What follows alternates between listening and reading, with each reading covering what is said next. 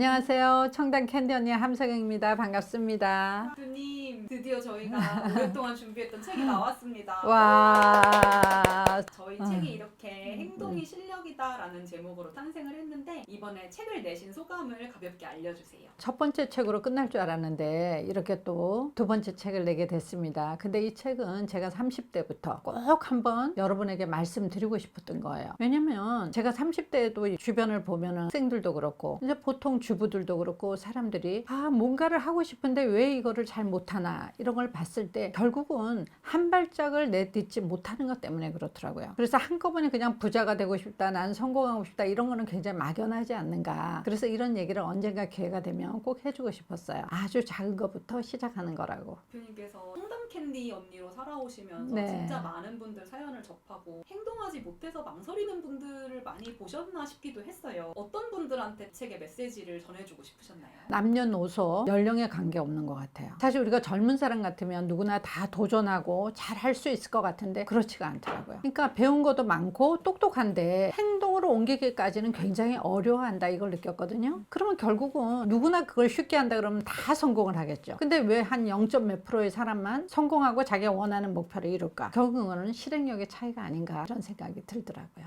정말 많은 부자분들을 만나셨잖아요. 그 주변에서 보면서 느낀 부자들의 특징 같은 게 있을까요?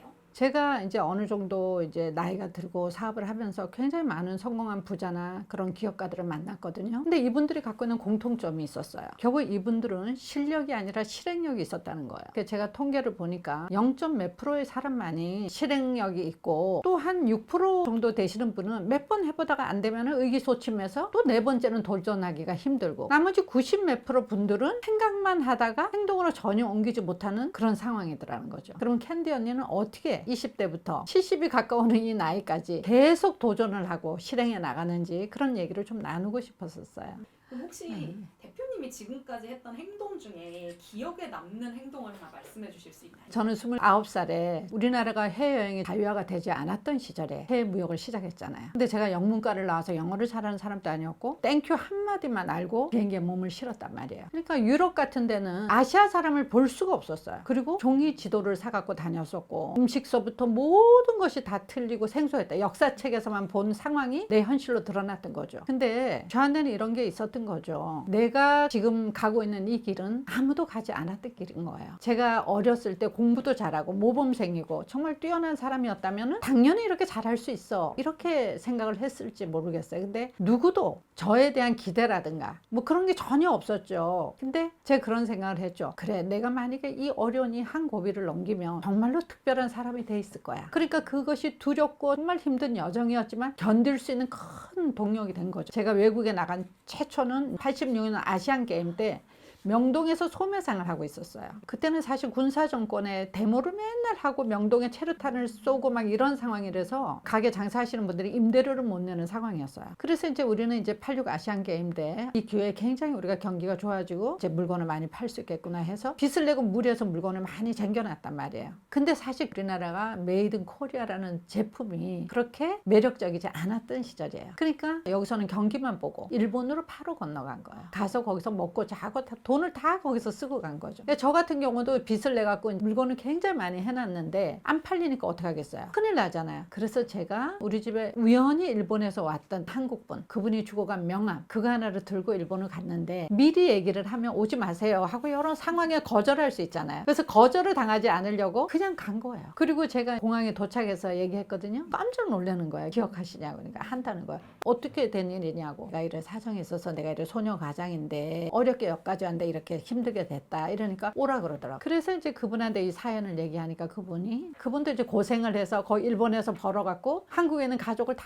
먹고 살리는 가장의 역할을 했었기 때문에 너무 공감을 해주시더라고요. 택시를 탔는데 그 당시에 13만 원인가 나온 것 같아요. 깜짝 놀란 거예요. 그래서 이제 그게 물가의 어떤 환율 차이, 돈의 가치가 틀리다는 것도 그때 이제 제가 실감을 했었고 갔는데 내가 갖고 간 그 이민 가방 2개의 가방을 놓을 데가 없다는 건 생각도 못했어요. 우리 그 당시에 한국은 아무리 가난해도 집 사이즈가 컸잖아요. 근데 이민 가방조차도 그 집에 넣어놓을 데가 없더라고. 도쿄에 있는 집들이. 그래서 그게 어떻게 보면 저의 무역의 시작이었는데 지금 생각하면 굉장히 무모했다는 거죠. 일본말도 모르고 아는 사람도 없이 그냥 몸을 날린 거잖아요. 근데 제 평생의 모든 여정이 다 그랬다는 거예요. 지금까지도. 그랬더니 특별한 사람이 돼 있더라는 거지. 그렇게 하는 사람이 많지 않았던 것 같아요. 60대가 넘어서 인스타를 시작하셨는데 네. 그런 사람이 거의 없기도 하고 주변에서 그 인스타그램을 한다고 했을 때 반응은 어땠을지가 궁금해요. 제가 할 때가 이제 2년 전이잖아요. 그때만 해도 예쁘고 날씬하고 그런 사람들이 사진을 찍고 자랑하고 그런 것들이 인스타의 감성이었단 말이에요. 그래서 제가 65세가 되고 그걸 한다 그러니 무슨 소리 하느냐, 페이스북도 아니고 인스타는 아니다, 그런 얘기를 말렸는데 어디라도 내가 원하는 시장은 있다라는 걸 늘 내가 경험을 했기 때문에 저는 그렇게 생각하지 않았어요. 그리고 나이가 핸디캡이라고 나한테 얘기를 했는데 저는 그게 오히려 나한테는 콘텐츠가 될 거라는 생각을 했었어요. 왜냐하면 시니어가 천만 시대잖아요. 천만 시대이기 때문에 그 사람들이 꼭 페북만 보는 거 아니고 항상 트렌드가 돌고 돌잖아요. 그리고 지금 시니어는 돈도 있고 많이 배우고 그런 사람들이기 때문에 충분히 인스타가 아닌 뭐래도 볼 수 있는 사람들이다. 역시 해보니까 그게 맞더라는 얘기예요. 이제 많은 젊은이들이 사업 잘하죠. 잘하는 사람들도 있지만 실제 어떤 경험 이런 것들을 얘기해주는 경험자들의 얘기가 사람들한테 울림이 있었던 것 같아요.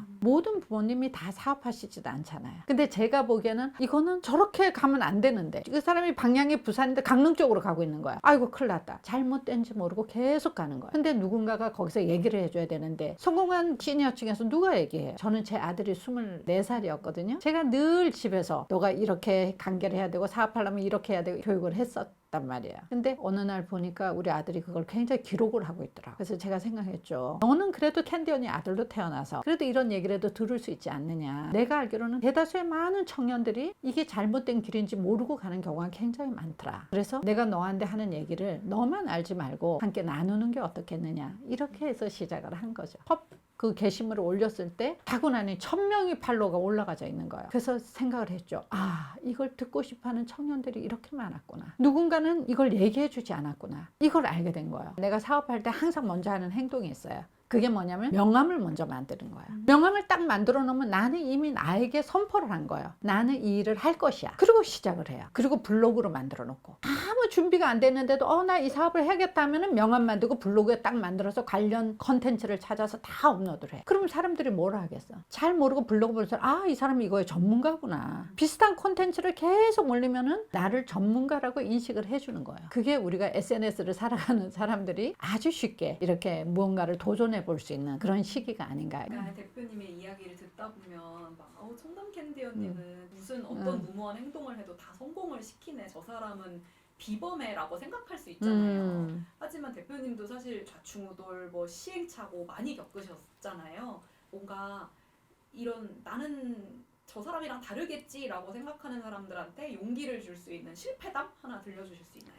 제가 만약에 공부도 잘하고 우수한 학생이었으면 굉장히 교만해갖고 다른 사람 얘기를 들으려고 하지 않았을 거예요. 저는 제가 23살에 창업했을 때 모든 사람이 제 스승이라고 생각했어요. 그래서 이런 말을 제가 했어요. 내가 할 수 있으면 모든 사람이 다 할 수 있을 거라고. 그 정도로 저는 20대까지는 정말 아무것도 아니었던 사람이었거든요. 근데 제가 사업을 하면서 무슨 생각을 제일 많이 했냐면은 세상은 눈 뜨고 잔다. 저는 눈을 감고 자본 적이 없다라고 생각을 했어요. 지금은 뭐 리모컨이 있어서 이 불을 조정할 수 있지만 옛날엔 그런 게 없어서 잘라 그러면 조용하니까 아이디어가 생각나는 거예요. 그러면 오늘은 내가 회의를 갖다가 낮에 우리 내일 이렇게 갈 거야 해놓고 저녁에 잘라 그러면 막 떠오르니까 메모를 해야 되는데 불을 수십 번 켜는 거예요. 근데 계속 일어나야 되니까 나중에는 하얀 캔트지 같은 거를 밑에 놔두고 깜깜한 데서 쓰는 거예요. 그리고 아침에 일어나면 정리를 하는 거죠. 우리가 가만히 그냥 부자가 되고 싶어, 성공하고 싶어는 아무 일도 일어나지가 않는 거지. 얼마나 내가 그거를 미친 듯이 생각하고 집중을 하고 그것만을 생각하고 어떻게 하면 이것이 될 것인고 내가 이걸 이룰 것인가를 그 간절함을 갖는 그거에 따라서 틀린 거 아니겠나 저는 이렇게 생각을 해요. 그랬을 경우에는 아무리 자기가 백그라운드가 아무것이 아니라도 누구라도 가능하다. 지금은 오히려 그런 시대에 살고 있다 우리가 그렇게 봐요. 대표님의 이야기를 보고서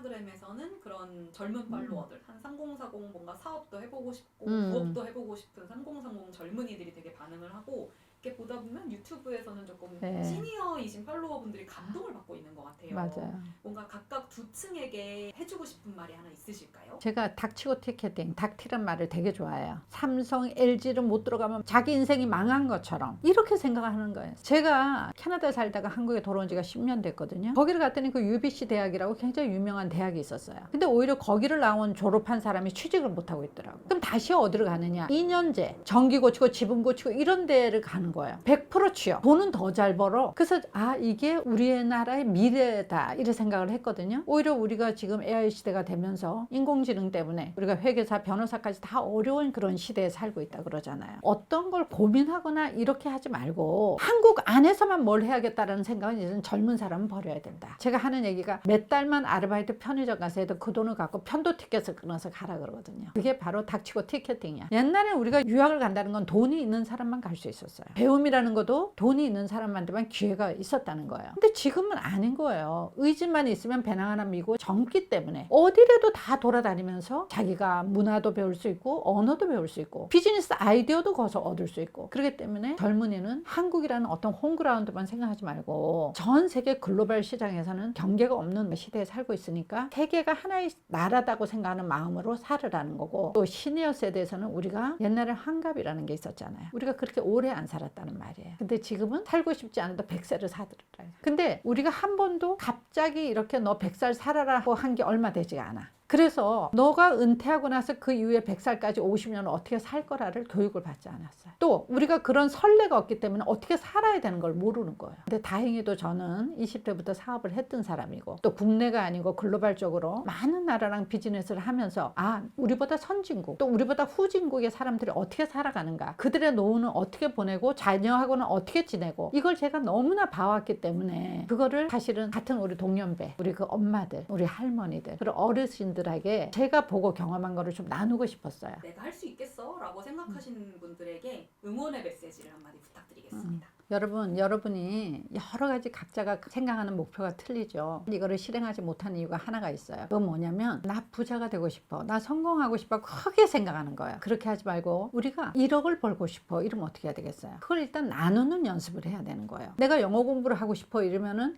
해가 바뀔 때 1월에 다 몰려갔다가 2월까지 하고는 다 그만둔대잖아요. 근데 그렇게 하지 말고 하루에 5문장을 무조건 외우기. 운동을 안 하신 분은 하루에 30분을 걸어보기. 이렇게 잘게 쪼갠다는 거예요. 내가 1억을 벌고 싶어? 그러면은 언제까지가 나오잖아요. 언제까지가 나오면 거기에다가 나누기를 하는 거예요. 그럼 한 달이 나눠지고 그러면 한 달을 30일로 나누고 나면 하루에 내가 얼마를 벌어야 하는 게 나오는 거예요. 그럼 하루 중에 내가 잠자야 되잖아요. 그러면 내가 일을 할 수 있는 시간이 몇 시간인가? 그러면 1시간당 내가 얼마를 벌으면 되겠구나. 잘게 쪼개다 보면 내가 실행하기가 쉬워지는 거예요. 그래서 우리가 이렇게 나누는 연습을 해야 된다. 내 자식에게 반드시 알려주고 싶은 부자들이 반드시 지키는 것 3가지만 알려주실 수 있을까요? 저도 이제 아들이 있잖아요. 가장 강조했던 말이 있어요. 제가 그랬듯이 제가 제 아들에게 하는 얘기는 절대로 세상 사람이 너에 대해서 뭐라 하든 간에 그런 거 의식하지 말고 너는 남들이 서 있지 않은 너의 길을 만들어서 가라. 이런 얘기를 했어요. 그리고 두 번째는 평판이 굉장히 중요합니다. 평판이라는 거는 신용하고도 직결되죠. 제가 우리나라 IMF가 터졌을 때 수입업체가 다 지금 부도가 났었어요. 근데 그 중에서 제가 살아남았거든요. 그 살아남았기 때문에 환경 비즈니스에 IMF를 극복한 사람들 7인에 들어가서 인터뷰가 실렸었어요. 근데 어떻게 그럴 수가 있었는가? 제가 8억 정도 한 차손을 입었는데 1,000원도 빌릴 수 없는 상황이었어요. 국가가 부도가 났으니까. 돈을 빌려주면 못 받죠. 근데 많은 사람들이 도와준 거예요. 그냥 밥 한 끼 먹은 사람도 8천만 원짜리 수표를 끊어주더라고요. 나중에 제가 물어보니까 그거는 그 사람을 소개했던 사람이 나에 대해서 좋은 얘기를 평소에 많이 해줬던 거예요. 그래서 자기가 어떻게 살아온 거는 평판으로 내가 없는 자리에서 다른 사람이 나를 어떻게 얘기를 하는가. 인생의 문제는 파도처럼 온다 그러잖아요. 그랬을 때 본인 힘으로 해결하지 못한 일이 굉장히 많아요. 그럴 때는 주위의 도움을 받아야 되는데 내가 평소에 덕을 쌓지 못하고 내가 평소에 어떤 신용이 없는 사람이라면 누가 도와주겠어? 그거는 부모, 형제도 도와주질 않아요. 그래서 제가 우리 자녀에게 한 얘기는 신용을 지켜라. 그리고 감사한 거는 감사하단 말을 꼭 할 줄 알아야 된다. 그런 얘기를 했어요. 그것만 갖고도 우리가 세상 살아는 갚는데 어떤 어려움을 겪어도 큰 문제 없이 살아갈 수 있지 않는가 그렇게 생각을 합니다. 세 번째는 실행을 안 하면 소용이 없는 거예요. 우리가 아까도 얘기했듯이 책을 100권 읽고 1000권 읽고 소용이 없어요. 학교를 좋은 데 나왔다 해갖고 실행을 잘합니까? 그것도 아니에요. 너무 머리가 무거우면 오히려 잘 못합니다. 제가 캐나다 밴쿠버에 살 때 많은 학부형들하고 한국 분들하고 같이 살았어요. 제가 캐네디언 선생님하고 막